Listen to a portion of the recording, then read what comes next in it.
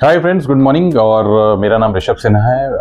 दोस्तों, आज हम बात करते हैं सबसे पहले नीड एनालिसिस के बारे में। जब भी हम कोई प्रोडक्ट सेल करने मार्केट में निकलते हैं या किसी कस्टमर को समझाने निकलते हैं, तो एक बहुत इंपॉर्टेंट प्रोसेस होता है कि अगर हम कस्टमर की नीड प्रॉपर एनालाइज नहीं कर पा रहे हैं तो कहीं ना कहीं हम कस्टमर के साथ जस्टिस नहीं कर रहे हैं। कस्टमर की करंट प्लानिंग वर्सेस जो उसका गोल है, उसके बीच में क्या गैप है, ये आइडेंटिफाई करता है। एक एग्जाम्पल के तौर पे आज समझने की कोशिश करते हैं। जैसे कि मिस्टर एक्स हैं, जो कि अपनी फैमिली के एक ब्रेड अर्नर हैं, और कहीं ना कहीं ब्रेड अर्नर का मतलब ये हुआ कि सर्वे सर्वा ही हैं जो कमाते हैं अपनी फैमिली में। उनकी वाइफ हैं, उनके 2 बच्चे हैं। मिस्टर एक्स जो हैं वो 1 लाख रुपीस की अर्निंग करते हैं। 1 लाख रुपीस यानी कि पूरे साल के 12 लाख रुपए।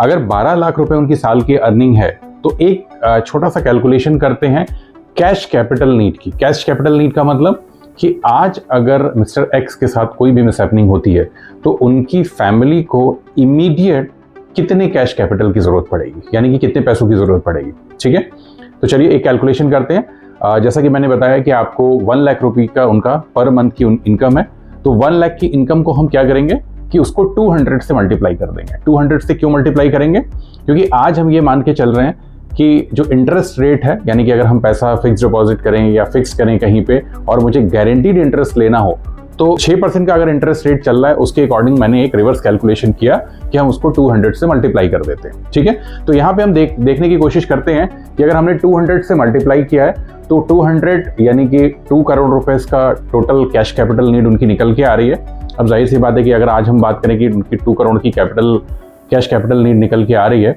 तो क्या एग्जैक्टली उनको 2 करोड़ ही चाहिए? नहीं, उसके साथ साथ हमें यह भी देखना होगा कि कस्टमर ने ऑलरेडी कितने इन्वेस्टमेंट या एसेट क्रिएट कर रखे हैं। सपोज कि म्यूचुअल फंड है, तो म्यूचुअल फंड में उन्होंने 10 लाख रुपीस का अब तक का एक प्लान कर रखा है या इन्वेस्टमेंट कर रखा है। अदर इन्वेस्टमेंट्स भी उनके हैं जो कि सब को कैलकुलेट करें अगर हम, तो 10 लाख रुपीस का उनका टोटल कैलकुलेशन है। एफडी एक एग्जांपल के तौर पे ले लेते हैं कि एफडी भी उन्होंने कुछ कर रखी है, 20 लाख की उन्होंने एफडी कर रखी है। तो इस तरीके से 40 लाख का ऑलरेडी जो हमारे कस्टमर हैं मिस्टर एक्स, उन्होंने अरेंजमेंट कर रखा है। जाहिर सी बात है कि कुछ अगर उन्होंने अरेंजमेंट्स की हैं तो उसके साथ साथ उनकी लाइबिलिटीज़ भी होंगी। अब लाइबिलिटीज़ क्या है? तो सबसे पहली लाइबिलिटी है कि अगर उन्होंने कोई लोन ले रखा है, एग्जाम्पल के तौर पर देखते हैं कि उन्होंने 20 लाख का लोन ले रखा है, और 20 लाख का लोन अगर ले रखा है तो उनको कहीं ना कहीं बैंक को या जिस संस्था से भी उन्होंने ले रखा उसको चुकाना भी है समय से। सेकंड, अगर उनके 2 बच्चे हैं तो कहीं ना कहीं 2 बच्चों को पढ़ाने की जिम्मेदारी भी उनकी है। तो यहाँ पे हम ये देखेंगे कि उनको अगर बच्चों की पढ़ाने की जिम्मेदारी है, अगर ये भी मान के चले कि आज की डेट में उनको 10-10 लाख रुपए अपने दोनों बच्चों के लिए रखने हैं, तो 20 लाख रुपए का कहीं ना कहीं उनकी लाइबिलिटी और है जो उनको अपने बच्चों के लिए पूरी करनी है। तो इस तरीके से हम देखेंगे कि 2 करोड़ की उनकी कैश कैपिटल नीड है, जिसमें से 40 लाख का एसेट है और 40 लाख की लाइबिलिटी है।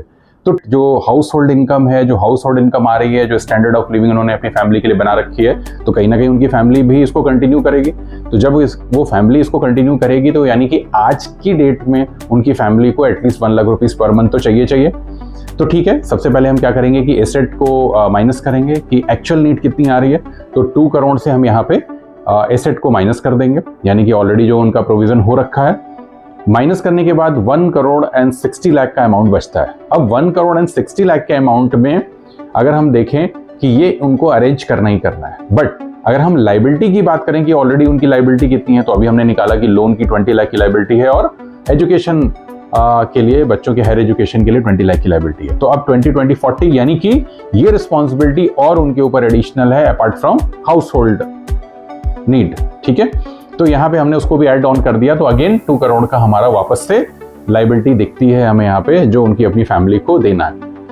Life is totally uncertain. आप सभी देखते हैं कि आजकल क्या हमारे जो भी ऑलरेडी इन्वेस्टमेंट्स या प्रॉपर्टीज हैं, क्या हम उसको देख सकते हैं कि वो इमीडिएट लिक्विड है, इमीडिएट हमारी फैमिली को वो पैसे देंगे जिससे कि सेम इनकम आनी शुरू हो जाए? तो इसके लिए हम एक छोटा सा प्रोविजन करते हैं, और वो प्रोविजन बहुत इजी है, जिसके लिए हमें बहुत ज़्यादा इन्वेस्टमेंट करने की ज़रूरत नहीं है, बहुत ज़्यादा पैसे लगाने की ज़रूरत नहीं है।